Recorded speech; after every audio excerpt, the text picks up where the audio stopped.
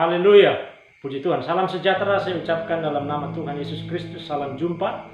Kasih yang besar, kemurahan yang terindah, kebaikan Tuhan yang ajaib yang boleh kita sama-sama rasakan sampai saat ini. Saudaraku yang kekasih, berjumpa lagi dalam program Firman Sumber Hayat.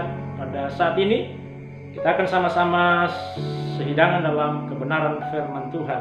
Puji Tuhan, sebelum firman Allah saya sampaikan, mari kita sama-sama berdoa untuk Roh Kudus berkarya dalam kebenaran firman Allah saat ini. Kita satu dalam doa. Bapa, di dalam nama Tuhan Yesus Kristus, kami sangat bersyukur, kami berterima kasih lawatan Tuhan, karya Tuhan yang besar, yang terlalu ajaib, yang kami sama-sama rasakan.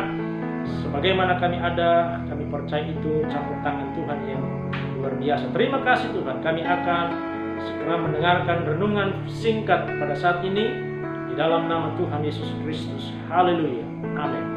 Puji Tuhan, saudaraku yang kekasih, dalam nama Tuhan Yesus Kristus, kita akan melihat kebenaran firman Allah dalam Injil Lukas pasalnya yang ke-6, ayatnya yang ke-47. Saya baca dalam nama Tuhan Yesus Kristus. Setiap orang yang datang kepadaku dan mendengarkan perkataanku serta melakukannya, aku akan menyatakan kepadamu dengan siapa ia dapat disamakan. Ia sama dengan seorang yang mendirikan rumah. Orang itu menggali dalam-dalam dan meletakkan dasar di atas batu. Ketika datang air bah dan banjir melanda rumah itu tidak dapat digoyahkan karena rumah itu kokoh dibangun. Saudaraku yang dikasih, dalam nama Tuhan Yesus Kristus, ada hal yang menarik yang perlu diperhatikan setiap orang-orang percaya hari-hari ini. Saudaraku yang dikasih, kalau boleh saya katakan bahwa kekristenan itu tidak hanya cukup kepada sebuah pengakuan. Kekristenan tidak hanya cukup kepada sebuah identitas saja, tetapi kekristenan yang sesungguhnya adalah sebuah action, sebuah tindakan. Kekristenan yang kuat adalah kekristenan yang tersusun rapi, kekristenan yang tingkat kedisiplinan dalam melakukan firman. Artinya bahwa kekristenan sejati adalah orang yang mampu mengenal suara Tuhan, mampu dan mengenal atau menangkap suara Tuhan. Dalam ayat 48 berkata, ia sama dengan seorang yang mendirikan rumah. Orang itu menggali dalam-dalam dan meletakkan dasarnya di atas batu. Ketika datang air bah dan banjir melanda rumah itu tidak dapat digoyahkan karena rumah itu kokoh dibangun. Mengapa kita harus mendengar? Mengapa kita harus merenungkan? Mengapa kita harus melakukan firman? Jelas dikatakan dalam ayat-ayat ini, saudara, bahwa akan ada badai, akan ada gelombang, akan ada persoalan, akan ada masalah, akan ada tantangan.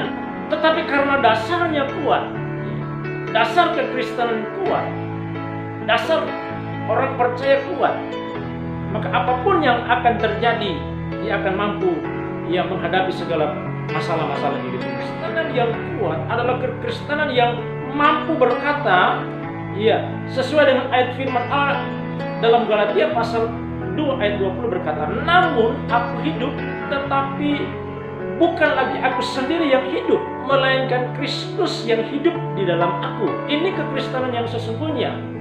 Artinya semua kehidupan, semua gerak-geriknya, semua keadaan hidupnya dilandaskan dengan dalam firman Allah. Nuh, bagaimana dia mendengar, bagaimana dia melihat, bagaimana dia meneliti, bagaimana menganalisa setiap kebenaran yang disampaikan kepada dia untuk membuat bahtera. Dan ayat ini saudara berkata dalam kebenaran firman Allah dan kitab Kejadian berkata bahwa semua apa yang difirmankan oleh Tuhan, apa yang disampaikan oleh Tuhan, dilakukan oleh Nuh dengan tepat dan benar. Saudaraku yang dikasih dalam nama Tuhan Yesus Kristus, hari-hari ini saudara, tidak sedikit anak-anak Tuhan yang hancur, tidak sedikit anak-anak Tuhan, keluarga-keluarga Kristen yang hancur, yang jauh tinggalkan Tuhan. Satu penyebabnya adalah mereka atau landasannya tidak kuat. landasan hidup kekristenannya rapuh. Tuhan akan melakukan hal-hal yang besar. Tuhan akan melakukan perkara-perkara yang ajaib. Tuhan akan melakukan hal-hal yang indah dalam kehidupan kekristenan kita, saudara. Asalkan kita mau melakukan kebenaran firman Tuhan hari-hari. Bumi boleh berubah, keadaan boleh berubah, manusia boleh berubah, lingkungan kita boleh berubah, musim boleh berubah. Tetapi saya berkata kepada kita pada saat ini, saudara, kuasa firman tidak akan pernah berubah, dahulu, sekarang, bahkan sampai selama-lamanya. Saya mau berkata kepada kita saat ini, dalam program Firman Sumber Hidup, saat ini, saudaraku yang kekasih, waktu kita melakukan firman, saat kita berani melangkah melakukan firman, di sana, saudara, sementara menyenangkan hati Tuhan. Di sana, saudara, akan melihat perkara-perkara yang ajaib dan besar yang akan dikerjakan Tuhan dalam kehidupan kita sekalian. Saat-saat ini, saudaraku yang kekasih, adalah saat-saat di mana kita akan melihat perkara-perkara yang ajaib. Amin. Puji nama Tuhan. Tuhan Yesus memberkati. Kiranya program ini semakin memberkati kita semua, menguatkan kita semua, dan God bless you.